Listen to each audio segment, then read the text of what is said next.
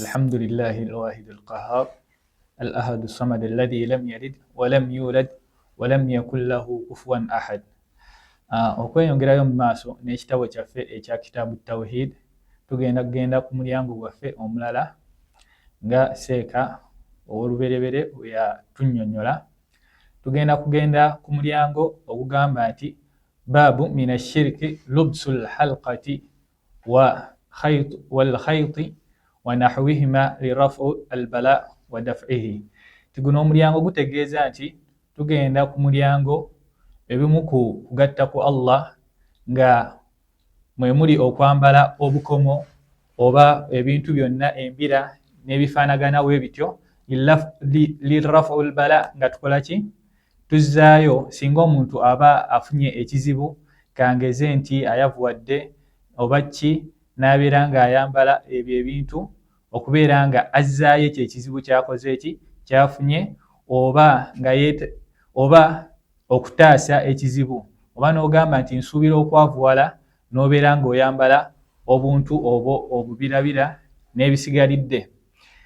Omulyango ogwo gwe tugendako okutwaliza awamu. Tusooke tukole samale yaabyo nti kiki kye tufuna mu mulyango guno, nti ekikolwa ekyo oba ebikolwa ebyo eby'okubeera nga twambala obuntu obwo oba okukola ebintu Allah by'ataatulagira kyekimu ku bikendeeza ku imaani yaffe oba enzikiriza. Wabula ate tobeera nti toli mukkiriza, wabula kikendeeza obukkiriza bwo. Wabula nno singa oyitiriza okubeera ng'okola ki? Okiddiriŋŋana, kiyinza nno okujja mu ki? Kiyinza okujjako obukkiriza bwo. N'olwekyo tugenda kubeera nga twetooloola ku nsonga eyo.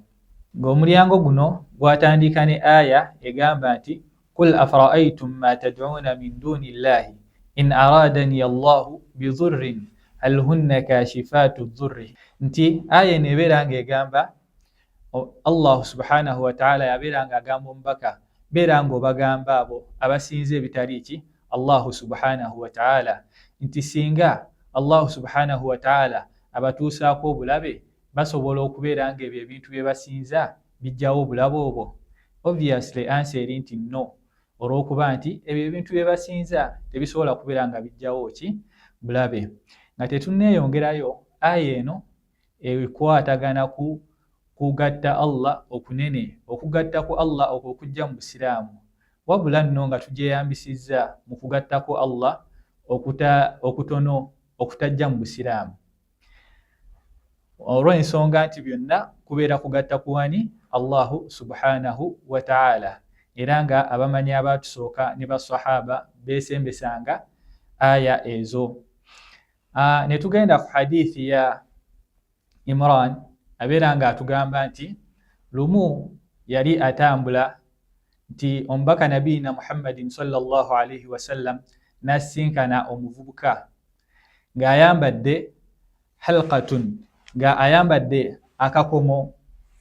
N'amubuuza ma hadhihi, n'amubuuza ebyo by'oyambadde oba ako k'oyambadde ki?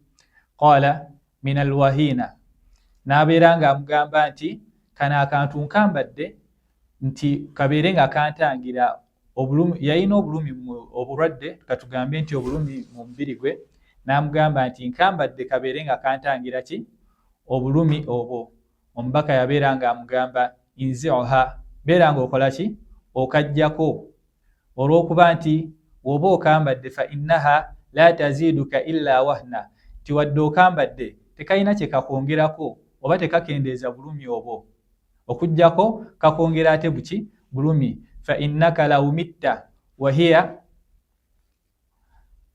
alayka ma aflahta abadan. Singa akantu kaba ayambadde ako, singa Allah subhanahu wa ta'ala amujjulula ng'akyakambadde oba ng'alina enzikiriza nti mukko kasobola okubeera nga kamuwonya, Allah ayinza obutakola ki? Obuteesiima abadan, lubeerera. Mu kyo tufunamu ki? Allah subhanahu wa ta'ala oba omubaka tatugaana kubeera nga twejjanjaba, wabula tuyina okubeera nga twejjanjabisa n'ebyo Allah subhanahu wa ta'ala n'omubaka nabiina Muhammadin sallallahu alaihi wasallam bye babeera nga batugamba okubeera nga twejjanjaba nabyo memuli rukuya okusomanga al-Fatiha n'ebirala.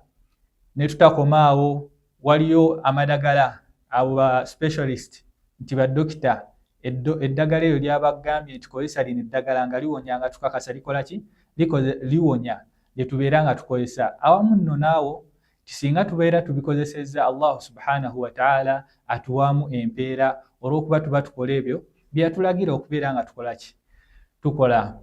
Ne tweyongerayo mu maaso hadithi ya Uqba ng'atugamba nti man ta'allaka bitamimatan, ti omuntu singa abeera yessaako obwo obuntu babuteekako abaana abato.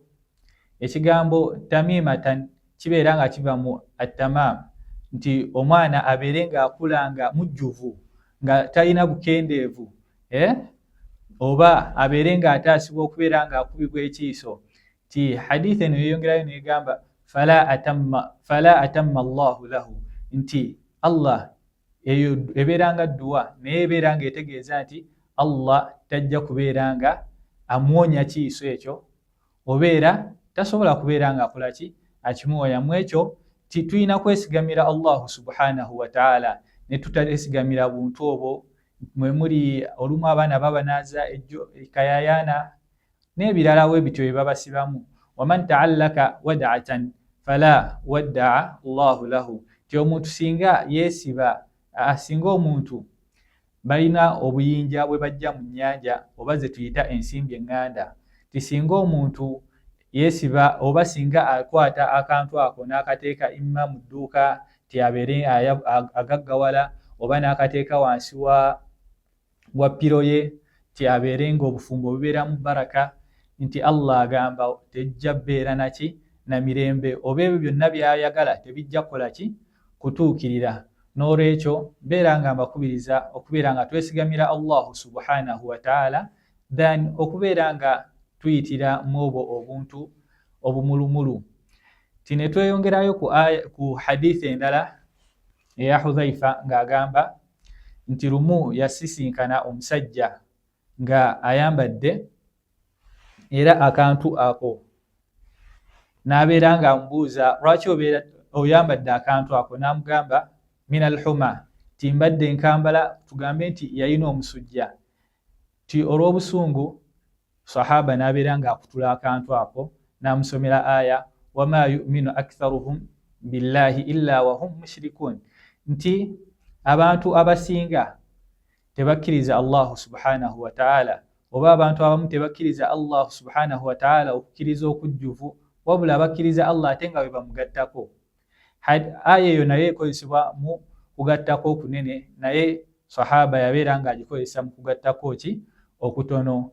Mu kyo nti tetugamba nti tetulina kwejjanjaba, wabula tulina okwejjanjaba n'ebyo abasawo oba abantu abamanyifu nti kino ekintu singa okyejjanjaba nakyo kijja kukola ki kijja kuwonya. Ti n'ebirala Allah subhanahu wa ta'ala bye yatubeera nga atukubiriza nabyo okubeera nga twejjanjaba nabo ng'okusoma al-Fatiha emirundi 7 n'ebisigalidde.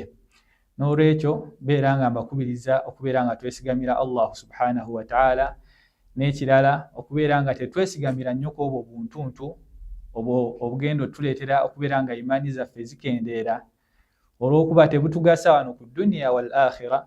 Ojja kwesiba akantu ng'oli muradde naye era kaleme kubeera nga kakuwonya. N'olwekyo beera nga mbasiibula insha Allah tujja kubeera nga tusinkana mu lusinkana lwaffe olulala. Assalamu alaikum wa rahmatullahi wa barakatuh.